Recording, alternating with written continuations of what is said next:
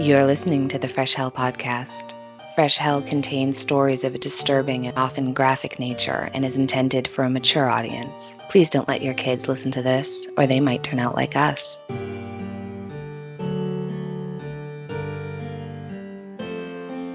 Hi, I'm Annie in America, and you're listening to your favorite international podcast. That's right, we're the pod featuring two women from different countries who met online, got to really know each other while doing this podcast, and now we're real-life best friends who talk once a week to share stories of murder, mystery, and macabre happenings in history with all of you. This week, we have a great topic for the spookiest month of the year. We're going back to San Diego, and we will be discussing the historic, haunted El Campo Santo Cemetery. It's going to be great. Do you know what's not great, though? The unceasing, unmitigated, migraine-inducing, borderline criminal annoyance of living in a construction zone for at least 4 years. I'd be more precise, but I was just diagnosed with ADHD at the age of 46, and as it turns out, I have real problems with the passage of time. Who knew? Literally everyone but my late ass knew, apparently. But it's been years. Usually, they start at 7 in the morning and they end at 3 in the afternoon. I don't know if they're pushing to get more work done before the first big freeze. Whatever the reason, I am having to record this one on my own because of time differences. And then I'm going to send it to Johanna, who will get up at the crack of dawn to edit it. And at this point is rolling her eyes at me, so let's get on with it. Okay. So, people who are listening to this episode on repeat just so that my voice puts you to sleep during your flight, this is the time to take a deep breath, get as snuggy as you can, take another deep breath, and now that you're relaxed, let me tell you all about the terrible history of El Campo Santo, and a little bit about the founding of Old Town, and the ghosts still haunting that area, so that when we go back, Johanna, we know the history. So come on, take a graveyard walk with me. Ooh, it's going to be good. Also, just a quick warning that I'm going to be covering the deaths of people in a cemetery, and so we're going to be discussing all kinds of death, execution by hanging, murder, shootings, death of children and infants. This all happened a long time ago. We're not going to get into too many specifics, and it's not always violent, but those things don't always matter. So, you've been warned. All right, so the first people to call modern-day San Diego home were members of the Kumeyaay Indian Nation, and my very sincere apologies if I get any of the pronunciation just egregiously wrong. I really did look things up. In 1542, Juan Rodriguez Cabrillo claimed the area for Spain. In the May-June 1995 edition of Audubon, Jessica Maxwell writes, quote, "When the Spanish first saw the meadows of the mountain valley east of what we now call San Diego, they pronounced them, quote, excellent pasture, end quote. They assumed them to be natural, and being European herdsmen, considered them prime grazing land. The early invaders were, in fact, gazing upon the ancient grain fields of the indigenous Kumeyaay Indians, some of the earliest and best environmental managers in North America, end quote." So, yeah, none of what the Spanish colonizers saw when they initially arrived was natural, but about 10,000 years of very careful and meticulous land management. All right. So this next bit is mostly from Wikipedia, actually, because you know what? Sometimes Wikipedia is fine. That could be their new slogan, right? Wikipedia, because sometimes Wikipedia is fine. Also, this Wikipedia summary is keeping me on track so I don't diverge in a crowded wood. All right, Wikipedia. Quick run through history. Quote, "The Presidio and Mission San Diego de Alcalá, founded in 1769, formed the first European settlement in what is now California. In 1821, San Diego became part of the newly declared Mexican Empire, which reformed as the First Mexican Republic 2 years later. California was conquered by the U.S. in 1848 following the Mexican-American War and was admitted to the Union as a state in 1850. San Diego's main economic engines are military and defense-related activities, tourism, international trade, research, and manufacturing. The primary border crossing between San Diego and Tijuana, the San Isidro point of entry, is the biggest international land border crossing in the world outside of Asia. That's a mouthful, isn't it, Wikipedia? I guess it's the 4th busiest overall. And that doesn't really surprise me. We were only in, Southern California for 5 days. And by Southern California, I mean sort of San Diego South. I did not realize when we planned everything how close and easy Tijuana is. So now I wish I had planned a visit because everyone, when we were in Imperial Beach, asked if we had gone. So we need to go back. And with my luck, I'll forget there's an indica vape in my bag for nausea. And that's how I get caught trying to smuggle weed into Mexico. All right, moving on.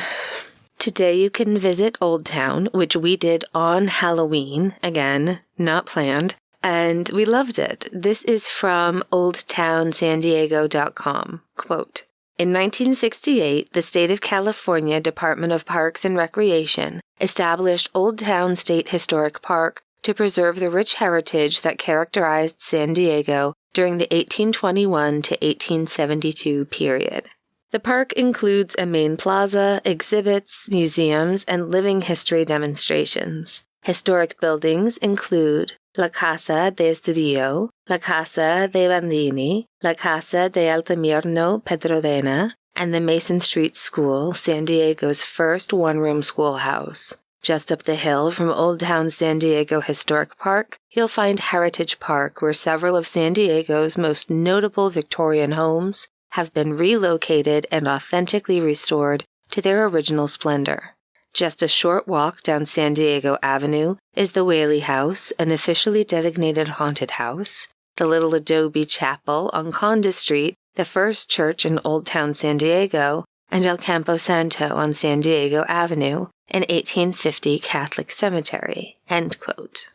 So, quite a bit to unpack there. We did not see everything. The park itself was very cool. The plaza it's beautiful. And at first, I had that kind of weird feeling like, is this a state park or a theme park? It kind of reminded me a little bit of Old Town Sacramento, but I really enjoyed it. We need to go back because we didn't tour any of the old homes or anything, but we did go to the cemetery, so let's talk about it. It was initially much, much larger than what you see today. The first burial took place in 1849, and in less than 50 years, there would be 477 bodies laid to rest on this land, which El Campo Santo translates to the Holy Field. So once you pass through the modest but lovely gate, you're in a space that's small, with little circles of stones or picket fence or maybe rocks in the shape of a cross.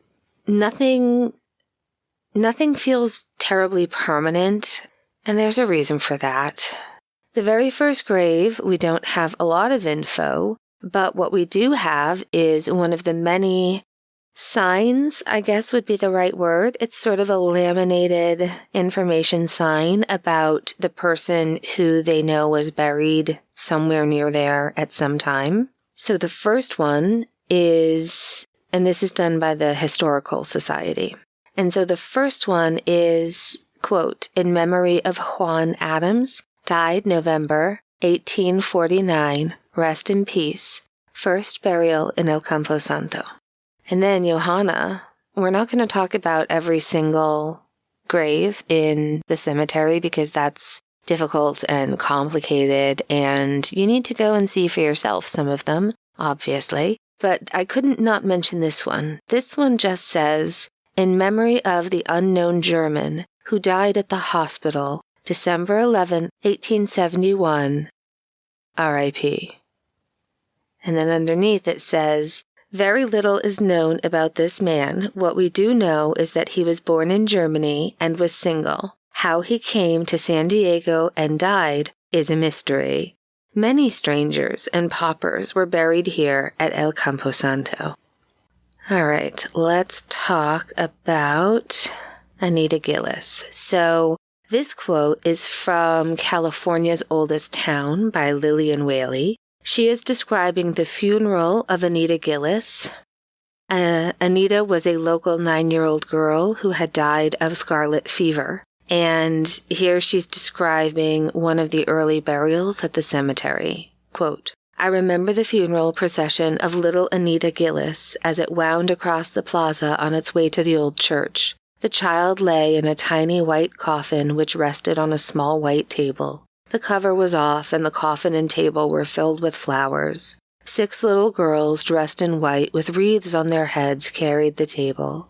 The priest and 2 boys carrying crosses walked ahead, the mourners behind. Musicians playing the violin and accordion and boys firing off firecrackers brought up the rear of the procession. She was carried to the church. The coffin was placed under a small white catafalque draped in Spanish lace and surrounded by candles.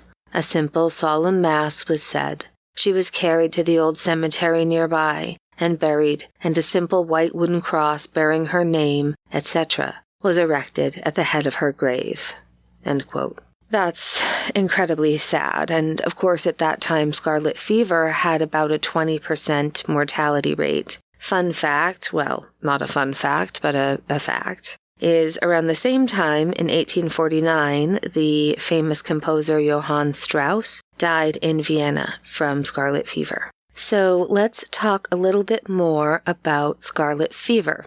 All of this information comes from the American Society of Microbiology. Their website is asm.org, and it's from an article written by infectious disease specialist Dr. Andrea Prinzi. And she writes, quote, the first notable description of what might have been scarlet fever was documented by the Sicilian physician Giovanni Filippo Ingrassia in 1553. Ingrassia, who was well known for his anatomical studies and contributions to public health, called the disease Rosalia, and described the patient as having, quote, numerous spots, large and small, fiery and red, of universal distribution so that the whole body appeared to be on fire, end quote. Yeah, so it goes from like, ooh, that's a small red spot, did something bite you? And then before you know it, it looks like you have a terrible sunburn or sun poisoning. For me, it was summertime, which I guess is unusual unless you have a problematic immune system, which I do. And I was excited to ride my bike and, all the stuff when school's out for the summer, right? I wanted to play my bike. I wanted to see my friends. And so I just kind of powered through a sore throat, which, as it turns out, was a mistake. It's a bad idea. Don't power through if you really feel sick. I was so sick. I was in quarantine all summer in my bedroom with the shades down. And these were the olden times, so I could hear my friends show up on their bikes asking if it was okay for me to come out and play yet. And my mom bring me a popsicle and a new book to me in my bed. It was a bummer. The article continues, quote, German physicians described an outbreak of a similar disease to Rosalia in 1564, and they termed it scarlatina anginosa, noting that it was particularly fatal to infants and that patients presented with a sore throat, violent fever, vomiting, and swelling of the parotid glands, in addition to a rash. End quote. I had everything but the vomiting. But seriously, everyone's dying all over the place, and it's not until the 1920s that they understood the significance of the sore throat and realized that scarlet fever is caused by Streptococcus A. Again, from the article, quote, from the 1920s until antibiotics were discovered in the 1940s, clinicians and public health officials could use the signs and symptoms of scarlet fever to isolate patients and prevent the spread of the deadly disease. This was achieved by placing quarantine signs in the windows of homes of infected patients. End quote. The article does go on to remind people that scarlet fever is very much still around and still fatal. Definitely more treatable these days with antibiotics, nowhere near the 20% mortality rate before we had them, but still, numbers have been on the rise in Europe and in the USA. it was a miserable month in bed, in the dark. And then it was weird because for years, I was almost allergic to the sun and would get like sun poisoning if I wasn't really well slathered in sunscreen and covered up. I even burned all the pigment out of my skin. You can see it in like my college graduation pictures. You can still see clear as day where there was just like a piece of part of my chest with just no pigment at all. It's bizarre. Things I thought were normal until the diagnoses began. All right. Let's move on because the next signage is savage. All right, so this is the signage, and I'm saying signage very specifically. Just keep in mind, please. I am talking about a piece of paper generated by the Historical Society and laminated and placed, on a post outside where the small cross is or where the ring of circles with nothing else to see is. You know what I mean? Okay. This one is Thomas Wrightington. Quote, "With the possible exception of Henry D. Fitch, Thomas Wrightington was the first American settler in San Diego. He came with Abel Stearns on the Ayacucho in 1833 and settled while Stearns went up the coast. Whitington was supercargo, that is, the officer in charge of cargo and commercial interests of the voyage aboard his vessel. He was from Fall River, Massachusetts, a shoemaker by trade, and had a good education. He applied for Mexican naturalization in 1835 and got provisional papers in 1838. He served as a volunteer in the Mexican War. He held several minor offices under both Mexican and American governments. He married Juana Machado de Alipas, widow of Damasio Alipas and daughter of José Manuel Machado. He owned a grog shop and a general store in San Diego and even served as suplente juez de paz, which is substitute justice of the peace.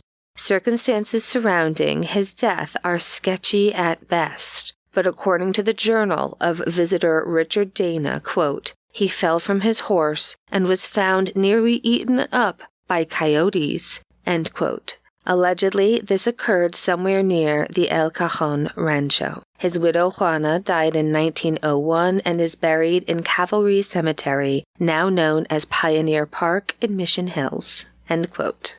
So, yikes. But I think for what it's worth, I'd rather be eaten by wild animals and go back into the food chain than just a lot of other options, you know what I mean? So honestly, that doesn't bother me. I just hope he was killed on impact when his head hit a rock and not so many other things, actually.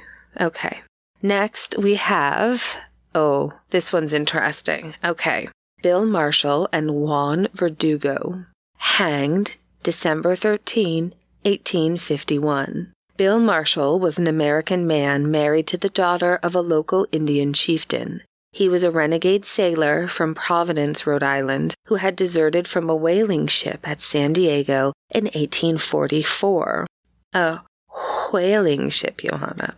He had taken up habitation with the Indians. Scandal. He took an active part in the Gara Indian Uprising in 1851. Bill Marshall and the Indians, Juan Verdugo, were caught and brought back to San Diego to be promptly tried by court-martial.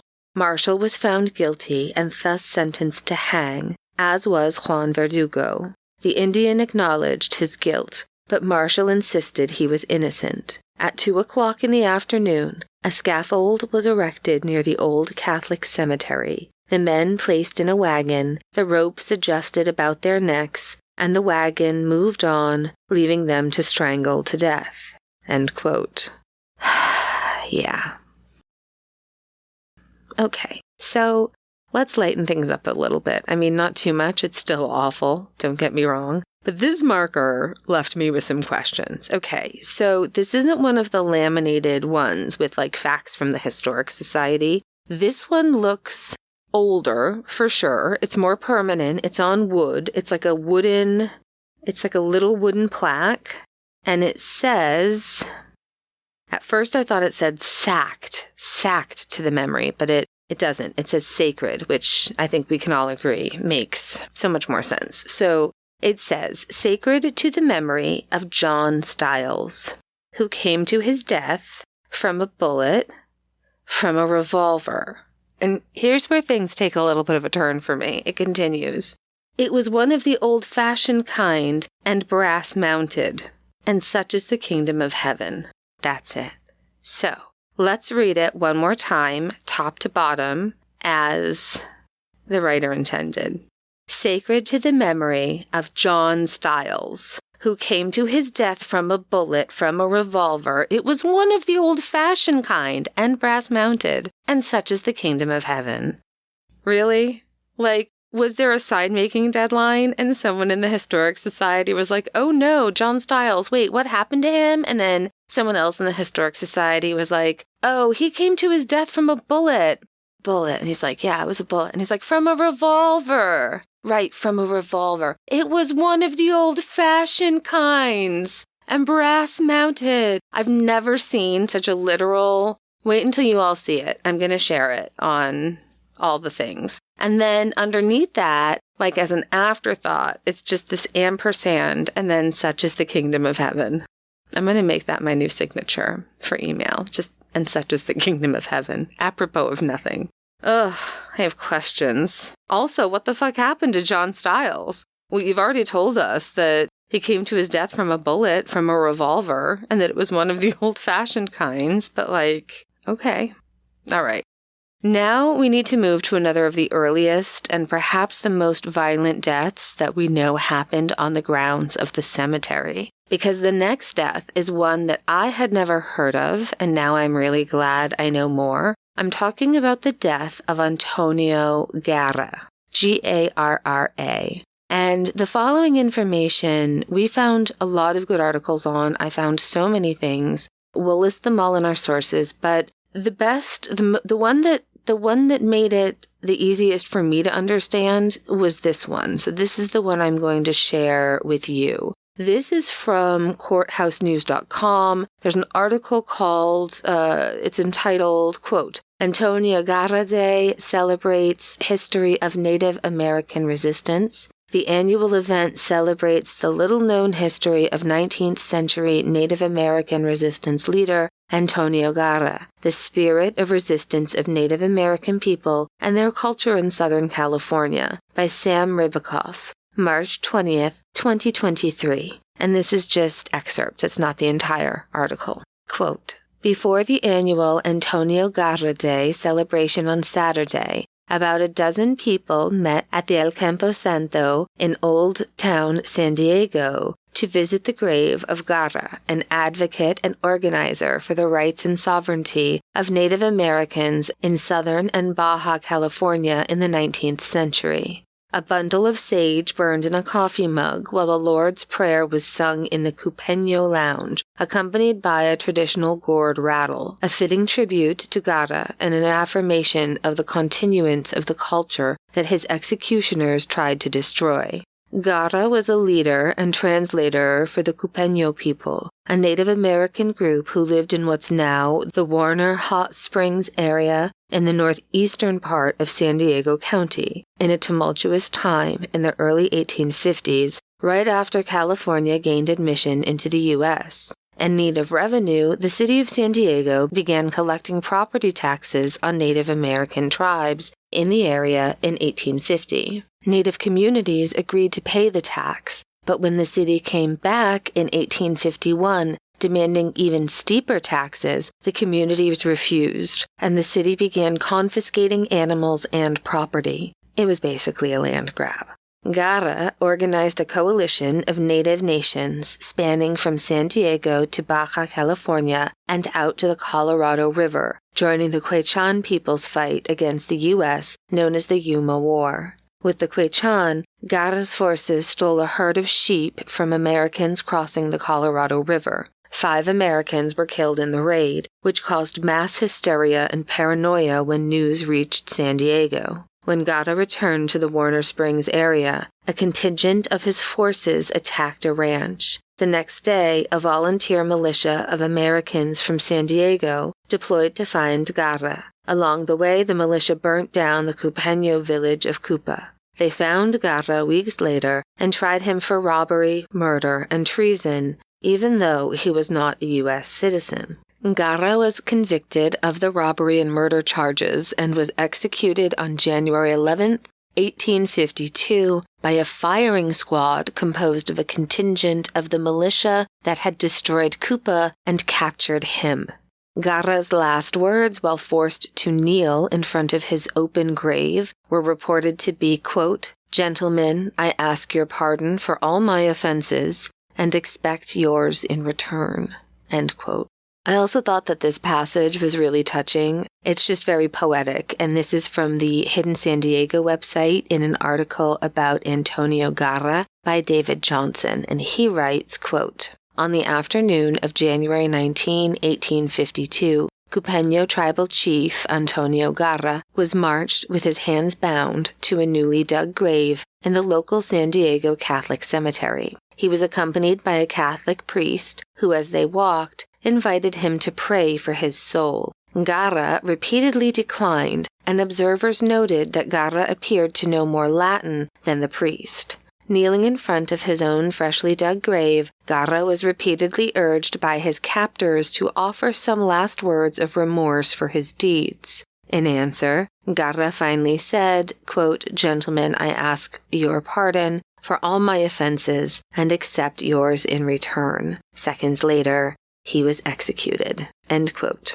So I was going through the photographs that I took looking for pictures of this one, and I couldn't find anything. And I just thought, how did I miss such a big, important person's grave? And it's interesting because initially I thought it was because we were there on Halloween. So all of the Dia de los Muertos decorations were up, and there were these really big like murals that were propped up against the information boards and things like that. So I thought, I just probably, missed them. Then I watched another really interesting YouTube video. It's a daylight tour of the cemetery, and they go when it's quiet, which is wonderful. It's posted by Sidetrack Adventures, are the ones who posted it. It's at Campo Santo. Really interesting information. I'll link to it. But I realized when I was watching that no, that's not where the grave is. It's in a different part. And then watching that video, I realized that that's where, at one point in the night, that's where Paul was. And he said, you should come over and take a look over here.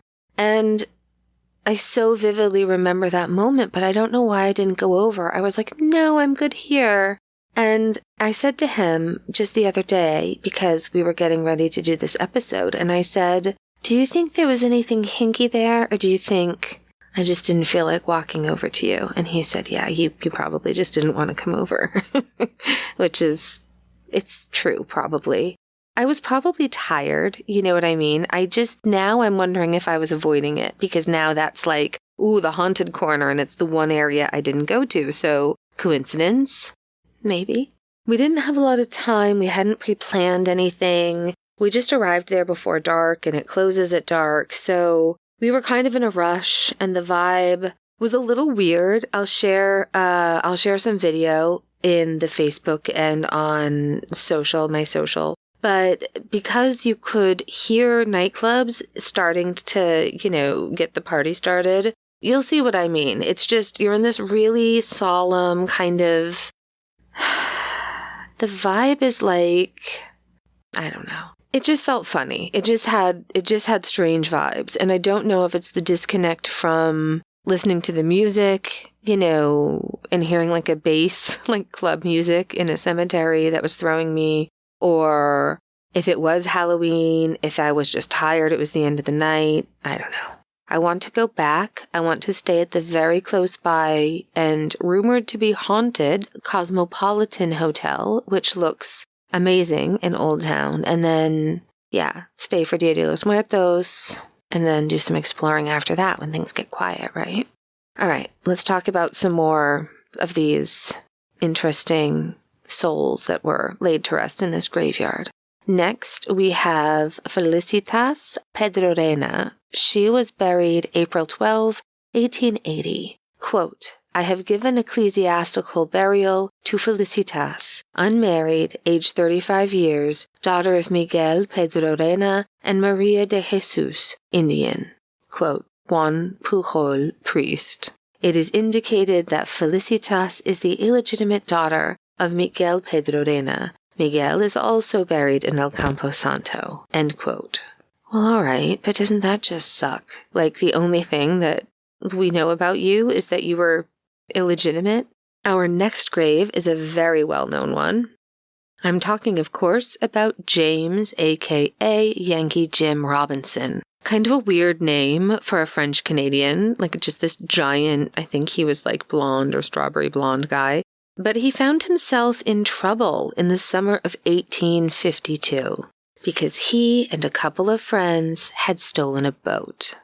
This boat belonged to two men in town who did find it washed ashore a few miles away less than a week after the theft. The three men were arrested on charges of grand larceny, technically with horse theft because it seems that boat theft wasn't yet like a thing we could charge people with, and they thought that was close enough, right? So on the 18th of August, Yankee Jim was found guilty of grand larceny, and it's worth noting, I think, that the two men from whom he had stolen the boat, they were on the jury. Jim wasn't even mad about it. I'm mad about it, but he really wasn't. Even when the judge told him he would be hung by the neck until dead, he didn't really think it was going to happen because in his mind, he really hadn't done any permanent damage. So even though there was a new entourage of Catholic priests looking to save his soul, he didn't think that he'd be hung. He really, really didn't, because the boat had been recovered, kind of undamaged. And I agree with him, actually. I think that's a reasonable assumption. I would say jail time? Yeah, that's expected. But not the gallows. That's too harsh. Jim thought the same, but he thought wrong. On the 18th of September, Jim was taken from a small, carefully guarded adobe jail, and he was taken to the site of the gallows in Old Town. The gallows were two large beams that were planted in the ground, with a bar running between the top of them from which hung a noose. The wagon Jim was riding in was stopped beneath the noose, which was then tightened around Jim's neck. The priests made quick work of baptizing him, and then they let him say his piece. When Jim had a chance for last words, he told the crowd that he was a good man who had given a lot of his money to help the poor. He kept right on pleading his case until 3 p.m. when the cart was ordered to move again, and while Jim tried his best to stay on the moving cart, eventually he wasn't able to, and he fell. But he didn't fall far enough. We've already discussed at length the different ways a person dies from hanging, whether it be a slow strangle or a quick, relatively painless death. We discussed it at length during the Rebecca Zahow and Max Shacknai episodes. Irish physician Dr. Samuel Houghton had published his careful findings on how best to ensure a quick, humane death in 1866. But this was 1852, 14 years before that study would be published, and absolutely no good to Yankee Jim. Things were not well organized, and he unfortunately slowly strangled to death in front of a crowd of onlookers. Among them, one Mr. James Whaley, the owner of the shop known as, this is clever, Johanna, are you ready? Tienda California. Yeah, that's right. California shop. Anyway, Yankee Jim, he is executed, and after he dies, his body is cut down, and his legs were snapped in two in order to better fit his tall frame into a standard casket. And then he was buried just a few minutes' walk away in El Campo Santo. And can I just say that fact makes my toes curl in the bad way? Like, they snapped his legs in half. Oh, no. Okay. The two men who had stolen the boat with him, they were tried, and they were each sentenced to 1 year in prison.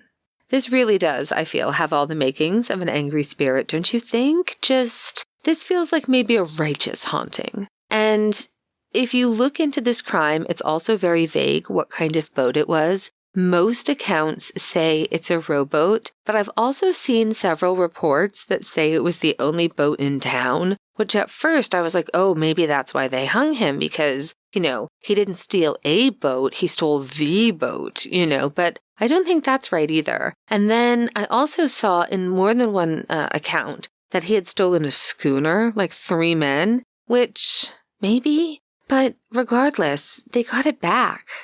I don't know. More grave markers. Again, these have been placed, I think they're all placed by the Friends of El Campo Santo. That's who I assume I'm quoting with all of these grave markers. And they're fabulous. So let's look at the next one. We have, quote, Luis Gonzaga Serrano, infant son of Don Luis Serrano and Serafina Stewart, buried in El Campo Santo on March 13th, 1873. Little Louis was one of 13 children. His father, Don Louis, was a former bullfighter and stagecoach driver. His mother, Serafina, was the daughter of Jack and Rosa Stewart, whose adobe home is still standing on the south side of Old Town State Park.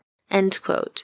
So, Rosa was the daughter of José Manuel Machado, a retired soldier from the Presidio, who built the Casa de Machado y Stewart around 1835. Dr. Victor A. Walsh, historian for California State Parks, wrote this for oldtownsandiego.org. Quote, José Manuel Machado, a retired soldier from the Presidio, built the Casa de Machado y Stewart around 1835. Made of sun-dried adobe bricks, the home originally had 2 rooms, a bedroom and living room. Like most adobes of the time, it was framed with ridgepoles, which were fastened around overhead rafters and beams with strips of rawhide. The roof, most likely, was originally covered with tule thatch called carrizo, and then packed with dry mud. The youngest daughter, Rosa, and her husband, Jack Stewart, a sailor and carpenter from Maine, moved into the house after their marriage in 1845. It was their only home. During their long residence, they made continual improvements, including adding rooms, lime-washing the adobe walls, and building a barrel clay tile roof, wood-paned windows, and rear piazza or columned porch for outdoor gatherings. End quote. That's nice. There are a couple of actual marble carved stones, and one of them is that of José G. Estudillo, who died March 15, 1876, aged 25 days. José was the infant son of José Guadalupe Estudillo and Adelaide Mulholland. He was the grandson of José Antonio Estudillo, one of San Diego's most prominent citizens. The flyer goes on to list some of his father and grandfather's accomplishments, and then it says that the child's grandfather, José Antonio Estudillo, is buried nearby, and his great-grandfather is buried under the chapel floor of San Diego's Presidio. End quote. We have photos of all of these, or many of these, from my visit. Another one that I took a picture of was another super simple one, but this one just said, quote, in memory of John A. Dill, a mariner of Boston, Massachusetts, died in November 8th, 1878, I think that's what it said, age 26 years, 2 months. And he is not the only New Englander there. The other really beautiful carved marble stone is the one that's around, like, on the inside, rather, of that one really pretty wrought iron fence. It stands out in the photos, and within there's just this really beautiful carved marble stone. It's been laid flat because it's been broken into pieces over time, and this is what it says. So, on the sign next to it, it says, quote, in memory of Rosa Serrano de Cassidy, wife of Andrew Cassidy, died February 10, 1869, aged 21 years. Rosa Serrano de Cassidy was the first wife of Andrew Cassidy. He was a native of County Cavan, Ireland, and he helped to establish and operate the U.S. tidal gauge in what is now Point Loma. So I thought that was kind of interesting.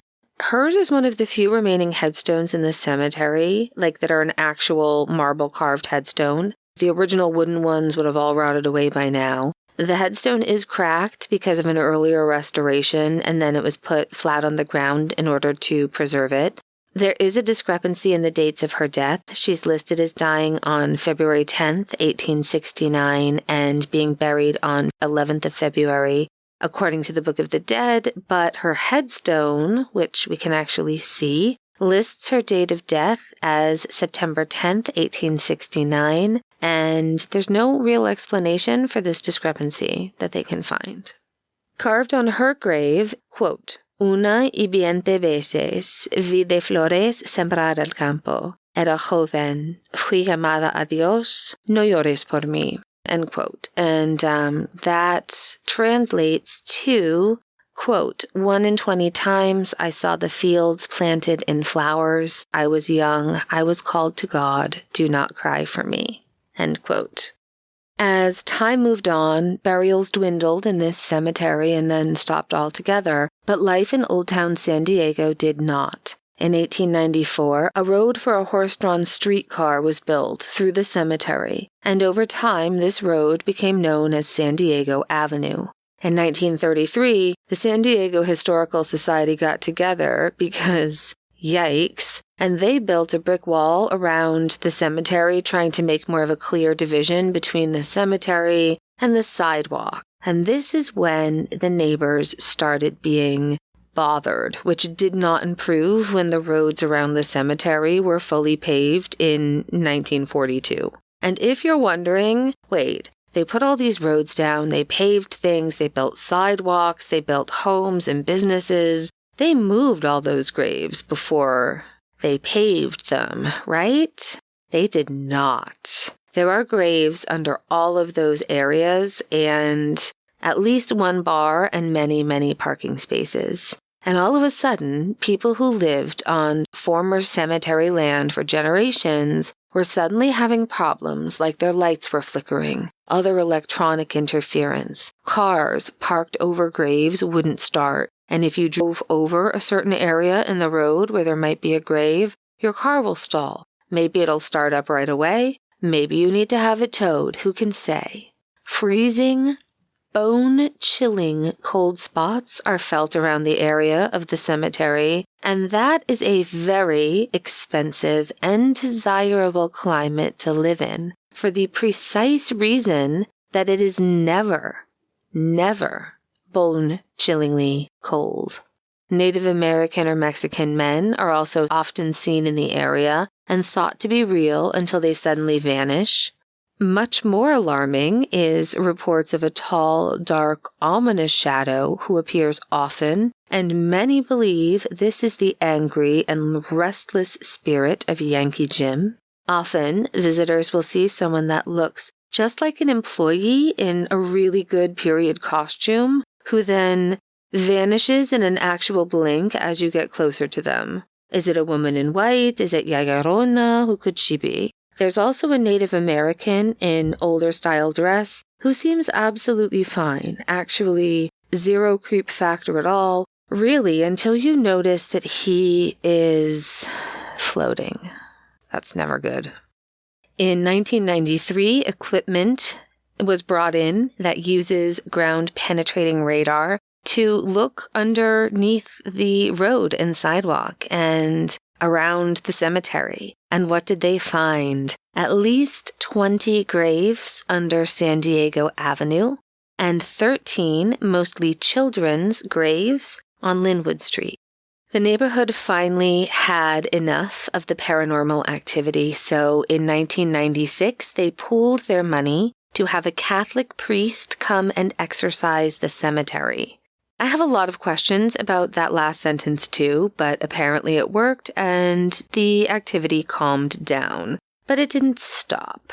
Today, when you enter the cemetery, there are plaques around each street gate. So the one says, remembering the more than 20 men, women, and children who lie buried beneath San Diego Ave, only Assemblyman Edward L. Green was exhumed and placed within the new boundary of El Campo Santo Cemetery. These graves were discovered with the use of ground-penetrating radar in 1993.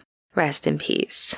And then the other one says, remembering the more than 13 people, mostly children, who lie buried beneath Linwood Street. These graves were discovered, blah, blah, blah, ground-penetrating radar, same thing, rest in peace. And then at the bottom, they both say this plaque was placed by the Historical Shrine Foundation with funds from the San Diego Community Development Block Grant in 1994. And then beneath each one is an individual drawing of the gate and the street and the location of the gate and where the graves are located in the street. So that's fun. There's also these little metal markers that you'll see in the street, in the sidewalk, and around as you walk around El Campo Santo. They almost look like a bottle cap that somebody stomped flat on the pavement, and it just says grave. I really want to go back when I have more time to feel all the feels. That is my maybe albeit too brief, coverage of El Campo Santo Cemetery, which I really, really cannot wait to return to. Johanna, we're going to have the best time. All right. Oh, before I end, I wanted to let you know that we have had quite a few people messaging us about the confession of Joran van der Sloot in the murder of Natalie Holloway, and we are on it. And there will be an update episode on that coming out after our annual Halloween listener special episode. It's funny, we don't really do that many new episodes, but it feels like this time last year we had just discovered who Lady of the Dunes was, and a year later we have finally affirmation and just confirmation for the Holloway family after all this time. So that's coming very soon. Then we're actually going to be covering the Whaley House as its own episode. As I said before, Paul and I went last year on Halloween, and it was fantastic. So if you're thinking about it, go. I cannot wait to tell you all about it. And, my something good this week is going to be a quickie. It's going to be local historical societies. I joke about them time to time, but a good historical society is a truly priceless resource in your community. So thank you for all the work you do. Speaking of things we can't wait to tell you about, this is your reminder for our Murder Tier patrons that our voice chat on Discord is coming up on Monday, October 23rd. So this Monday. Also, for all of our murder and mystery level patrons, we have the first of what we're hoping is going to be a series of conversations with guests who kept going or had unique experiences that they're comfortable sharing with us. So in our first piece, we speak with Johanna's friend Ingrid about her being held at gunpoint while her husband was kidnapped and held for ransom. It is absolutely remarkable. We're calling this segment Tell Me Everything, and I hope you'll go have a listen and let us know your thoughts. We have a short list of a variety of topics we find interesting, and we just hope you're going to enjoy these discussions as much as we have. Johanna has also gotten things organized over in Patreon, and it's now so much easier to find categories. So go visit our Patreon if you are a patron and let us know your thoughts, please. We are always trying to improve that. If you are not a patron but would like to support the show, please recommend us to a friend or on your Facebook page, or talk about us in another related group, or our favorite, leave us a positive review. And I think that's enough for one day. Our website is freshhellpodcast.com. Our email is freshhellpodcast@gmail.com. Please tell your pets we said hi. And remember, if you're going through hell, keep going.